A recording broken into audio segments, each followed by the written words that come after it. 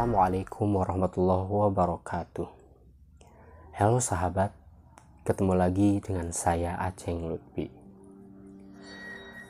Makhluk gaib sudah tidak bisa dipungkiri lagi keberadaannya di sekitar kita. Apalagi di sebuah rumah sakit yang tidak heran lagi bila mana ada makhluk-makhluk tersebut. Di video kali ini saya akan menceritakan sebuah kisah nyata yang dialami oleh seorang pelajar siswi yang dimana dia mengambil jurusan keperawatan. Pada saat itu dia sedang PKL ke salah satu rumah sakit yang ada di Garut. Baik, agar tidak penasaran, ini dia ceritanya.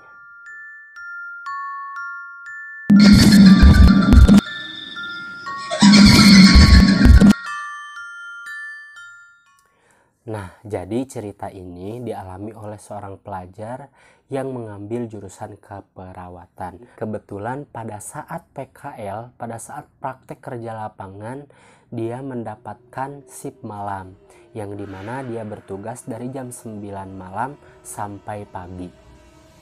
Dia menceritakan kepada saya, pada jam 9 malam masih banyak orang yang berlalu lalang di sekitaran rumah sakit tersebut, karena masih banyak keluarga yang menjenguk keluarganya masing-masing. Kemudian setelah itu pada pukul jam 10.40 rumah sakit ditutup.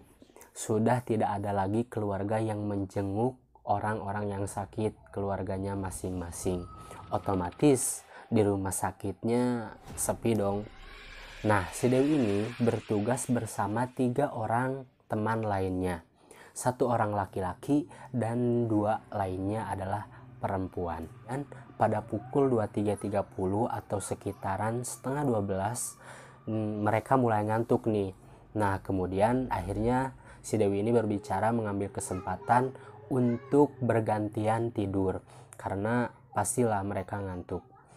Kemudian dia menawarkan kepada teman lainnya, yaitu yang perempuan yang 2 orang, untuk segera tidur karena nanti malam dia akan dibangunkan oleh si Dewi.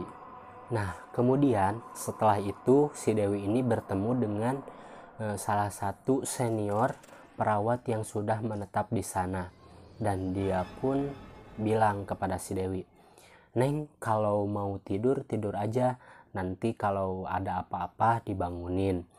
Nah, otomatis kami berempat berenggu dong untuk menentukan siapa yang tidur dan siapa yang bangun. Dan akhirnya saya memutuskan untuk saya dulu yang bangun. Nah, kemudian setelah itu tidak beranjak lama, pada pukul 24.00 atau pada jam 12 teng, dia itu mulai mengantuk. Si Dewi ini mulai mengantuk dan pada akhirnya dia ketiduran. Nah, kemudian pada pukul 1.40 si Dewi ini ada yang membangunkan, dan yang membangunkannya juga tidak tahu siapa dan orangnya itu gak jelas sama sekali. Pokoknya dia itu cuman mendengar di telinganya, tidak sempat melihat orang yang membangunkannya. "Neng, tolong dong pasang infusan di ruangan 5 untuk si bapak itu."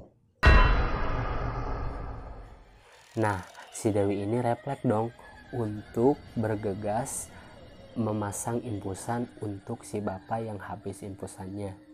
Kemudian sebelum dia berangkat, dia membangunkan teman laki-lakinya untuk mengantarkan dia. "Tolong antar saya untuk memasang infusan di ruangan 5 untuk si bapak ini." Kemudian mereka berdua bergegas untuk mencari infusan dulu, untuk mengambil infusan dulu di ruangan obat. Lalu setelah mereka mengambil infusan di ruangan obat, langsunglah mereka bergegas menuju ruangan 5 tersebut untuk memasang infusannya. Nah, yang anehnya di sini, yang biasanya di rumah sakit tersebut adalah 1-2 orang berlalu lalang, dokter atau apa gitu, pasien yang berlalu lalang di daerah rumah sakit. Tetapi pada malam itu tidak ada sama sekali orang yang berlalu lalang. Sama sekali tidak ada satu orang pun. Nah, kemudian mereka bergegas masuk ke ruangan 5 tersebut. Dan si Dewi ini sopan dong, karena ini dia tahu bahwa ini adalah rumah sakit. Kemudian dia mengetuk pintu dan mengucapkan salam. Yang membuat mereka kaget, si Dewi dan si Adi ini, pada saat mereka masuk ke ruangan 5, ternyata di ruangannya itu tidak ada sama sekali pasien. Bahkan di ruangan tersebut sudah rapi, sudah tidak ada sama sekali satu orang pun pasien. Kemudian setelah itu si Dewi ini panik dong, karena ternyata di ruangan tersebut sudah tidak ada siapa-siapa. Kemudian si Adi berkata kepada si Dewi, "Dew, coba tanyakan lagi kepada bapak yang membangunkan kamu itu, apakah kamu salah ruangan atau salah pasien?" Kemudian si Dewi ini menjawab, "Tidak, Di, ini benar. Saya tidak salah dengar. Dia berkata dengan jelas kepada saya bahwa pasiennya itu di ruangan 5 yang sudah kehabisan infusan." Kemudian mereka shock dong, mereka kaget, dan mereka tentunya langsung pergi ke ruangan yang mereka tidur tadi. Lalu setelah itu mereka bercerita kepada teman-temannya apa yang sudah mereka alami. Nah, pada akhirnya si Dewi dan teman-teman yang lainnya juga tidak bisa tidur sampai pagi. Kemudian setelah itu si Dewi pulang ke kosan karena dia ngekos bersama teman-teman yang lainnya. Nah, setelah itu dia bercerita kepada teman yang kemarin siangnya PKL, maksudnya piket di sana. Si Dewi kan malam. Nah, dia bercerita kepada temannya yang waktu piket siang. Dia ceritakan semuanya apa yang dia alami. Kemudian kata kepada si Dewi, "Oh, bapak itu yang di ruangan 5. Bapak itu sudah meninggal kemarin pada pukul 17.40. Nah, dari sana si Dewi terkaget-kaget dong, karena ternyata yang dia mau pasang infusan ternyata orangnya sudah meninggal. Bahkan dia juga tidak tahu siapa yang membangunkan, apakah dokter, apakah perawat, ataupun mungkin si bapak yang sudah meninggal itu. Nah, kemudian setelah temannya memberitahu kepada si Dewi bahwa ternyata si bapak itu sudah meninggal, dia pun langsung sakit demam karena mungkin si Dewi ini mungkin shock atau gak pernah ngalamin hal-hal yang seperti ini.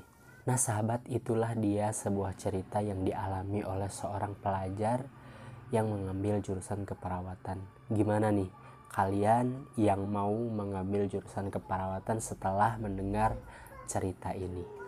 Saya Aceng Lutfi pamit undur diri. See you, goodbye. Assalamualaikum warahmatullahi wabarakatuh.